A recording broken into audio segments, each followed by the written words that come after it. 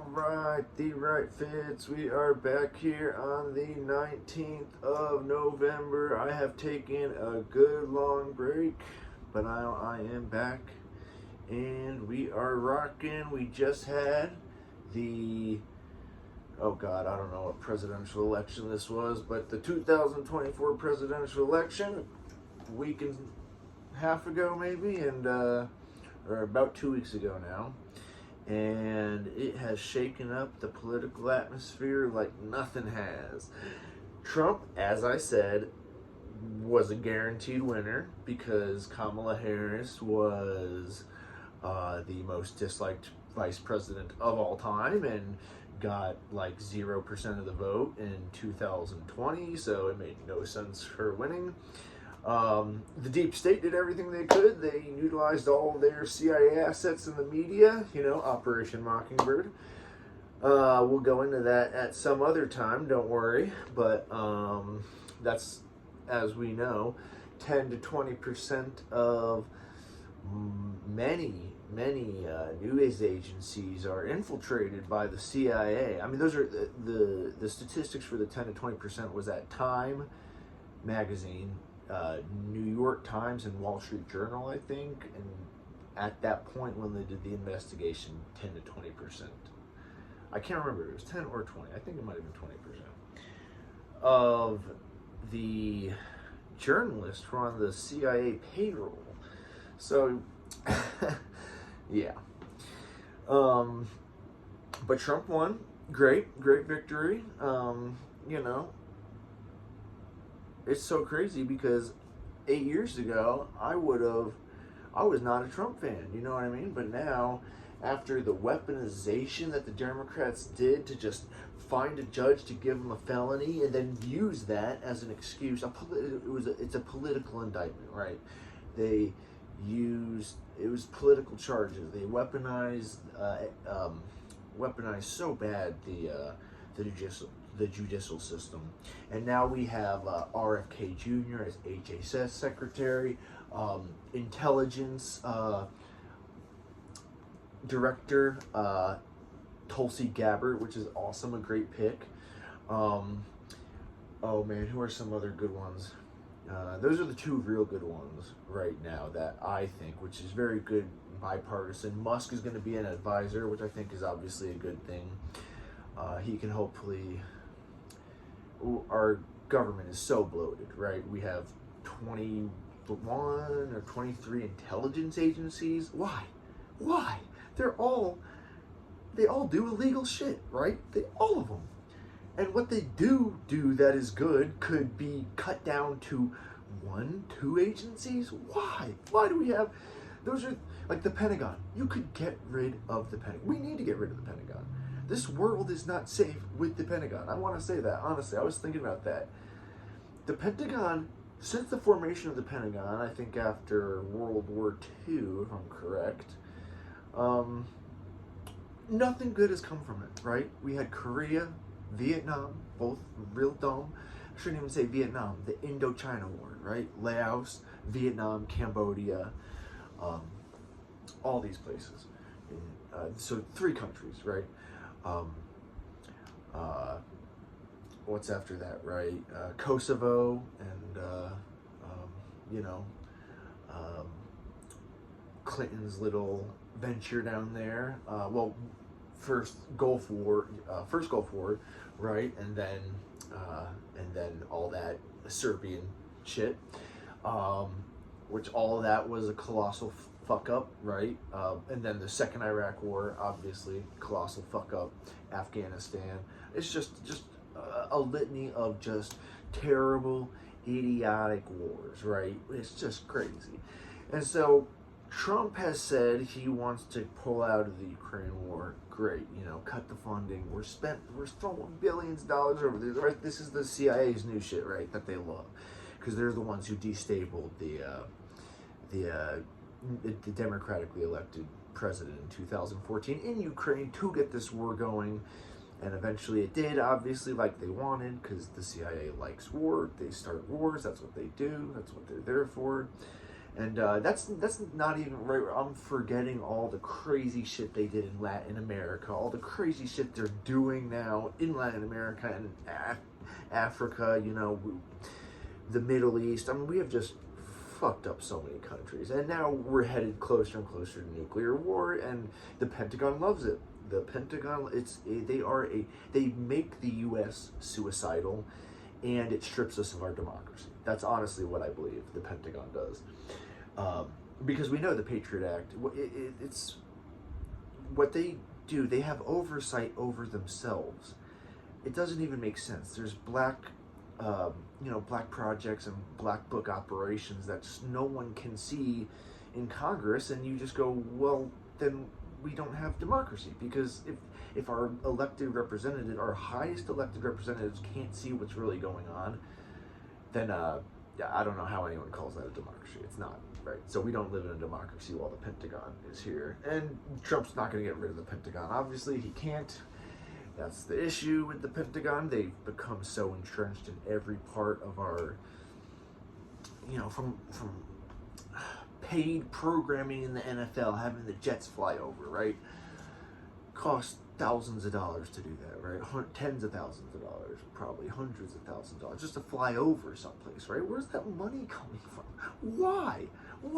It's two American teams. We know we have an Air Force. Like, it's just unbelievable how we just blow money. And now we're blowing more and more money in Ukraine, and I just seen that now they're allowing Ukraine to strike in Russia. It's like, what? It's like they want nuclear war. It's really unbelievable. They want Putin to be in danger, so he feels like he's got to, like, Putin really could destroy Kiev with one bomb, undoubtedly. And he's really not going to do that. And so we're just provoking him farther and farther into maybe he has to survive. And that's the only position you can really think where he would do that. So why would we allow them to strike in Russia other than to get us closer? It's just crazy. We want full out. They want full out war with the Pentagon. Wants full out war with Russia, a hot war, and it is a hot war because we are on the ground. We are giving them the intelligence, and now we're on the ground with Hamas, fighting Hamas too. And just the general Palestinian civilians, because that's not even a war. That it's not a war, right? It is a genocide. That's just, it's one-sided, right? Hamas has no planes. Hamas has barely. They probably has very limited trucks, right? And when you have helicopters and planes and, like, it's just unbelievable. Like, shooting rockets that don't have explosives on it, so it's just throwing a big weight pretty much. Whereas, and then they have, laser guided missiles. It's totally different warfare, and it's just a one-sided thing. Not to excuse like how anti-Semitic the kids are taught, in a concentration camp that the Palestinians forced them into. You kind of see why they might have some bad beliefs about the Jews, but Israel is the only. I mean, they are, they're just, in my opinion, they're an ethno state, right? So they have like a supremacist mentality that I think like Saudi Arabia has with Muslims, putting Muslims kind of at the top tier of religions, right? I think Israel kind of does that with Judaism, and it really is negative towards other Jews that don't have this idea that Israel needs to be this only Jewish land, right? And there are multiple videos you can see online of just Christians and Muslims being treated very bad in Israel by the people who are protected, which is mainly the Jewish people, because that's what they're there for. They call themselves like the land of the Jews. So you can't really, it's hard to be democratic while you presume one religion is better than others, which is why we have freedom of religion here. That's why that is so, right? Because that's inherently going to create a kind of a tier system. What else is going on, man? And I don't have high hopes for Trump being very productive there, honestly. I think he'll be more. I don't think he'll be very productive with Israel. I think he will at some point get pissed off about the negative reactions he's having. So he's gonna actually tell Bibi, "Hey, do fucking something and get this over with." So I don't think Bibi's ready for that, honestly. And I don't think he's used to having a president that will bully him instead of the other way around. So that's the one hopeful part I have for Israel. And then, because I think Trump's more responsive to his crowd and the criticism, whereas Obama really wasn't, and Biden's not. They don't really care what the people think, and I think that's why the deep state likes those type of people, right? The deep state hates Trump, and that's, there's more information coming out about this Crooks kid, this Crooks kid who shot at him and then was subsequently killed. It comes out he has like multiple encrypted foreign bank accounts at 19, and it's like, what kind of 19-year-old has that? And his access to all this weaponry and explosives and guns. It's like, how does a kid? Apparently, he was a smart kid, but you don't have access to that stuff at 19. I mean, you just don't. Who has those connections at 19, right? And who has those type of bank accounts at 19? No one. So it's looking more and more like, the deep state might actually try to take him out. And we know how that cat, was it a Kathleen? She seemed like a Kathleen, but the woman who was heading up the Secret Service at the time, saying the roofs are too sloped, and it's just like, they're so obviously lying. And it looks more like almost like an MK Ultra operation, and which I don't think they've ever stopped. I think they've been doing experimental shit on Americans this entire time, which this is the issue with a bloated government where they get to oversee themselves, which is non-democratic. That was the whole point of getting rid of the OSS after World War II, because we said we're at peacetime and there's no point to have an intelligence gathering operation in a democracy during peacetime. And yeah, it's just unbelievable. And so high hope, a little bit of hope in Israel, high hopes in Ukraine that Trump can stop the bleeding and get us farther away from nuclear war for once, which our presidents don't do usually. Man, I don't know what else is going on. What else was I thinking about? Oh, let's talk about RFK and Tulsi. So those are the two best picks, and Trump is looking more and more bipartisan, which is great. He's got Elon as an advisor. He's looking more and more bipartisan, getting different types of ideas. And I think that libertarian sector of his voting bloc is going to have much heavier influential. I think he's got, he just seems better and more refined, in my opinion, than in 2016. And even in 2020, once he realized that literally his government is like willing to go to any length, the government that he served is willing to go to any length to maybe even kill him. I think he's just had like a total, and RFK knows. They're releasing the JFK files finally, and I think RFK files. Hopefully he chooses to release the MLK ones. He's said on Joe Rogan he's seen it.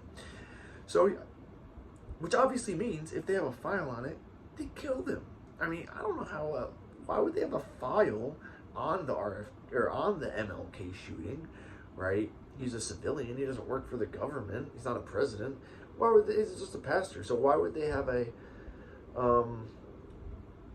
file on him unless they were and we know they were surveilling him? Why would they not kill him? They killed him. I don't know. And I think they're gonna release. I don't know how redacted it'll be, but Trump, I think, knows that the CIA played a part in it, but he said he read like half the file, I guess. I don't know how that works, but who wouldn't be interested enough to read the full file on that, right? But that's such a Trump thing to say. Oh, I read about half, but dude, because I think the CIA killed him. I think the CIA did it with like the FBI and Mossad, because there were a lot of moving parts to that I think we don't know about. And he said it's about time to release it. And why do they have so many files on that too? I mean, you know, they were Robert F. Kennedy and JFK were both running or being president. So, yeah, I don't know what to think about that. He says he's releasing it on day one, so that is awesome. And having RFK there, who's been scarred by those assassinations deeply, has, I bet, talked to Trump and been like, dude, these people will kill you. And I think he's realized how he's got to go that more independent route and really knock these people off, take them out of power, or I think he may know that they have the ability to try to kill him again. So, crazy shit.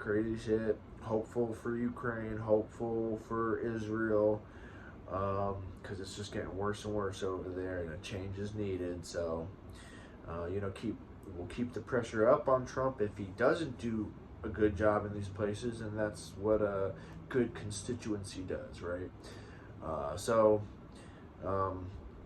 You know, he's picking good people, in my opinion. It's so funny. The media hates those bipartisan, they hate the bipartisan. Man, they're calling Tulsi a treasonous person. They're a spy. They're literally accusing her on mainstream media. Who is it? Somebody I even liked at one point, Elizabeth Warren. I kind of liked her at one point, and yet she's coming out calling her a Russian spy. And it's just like, how are these people not sued? And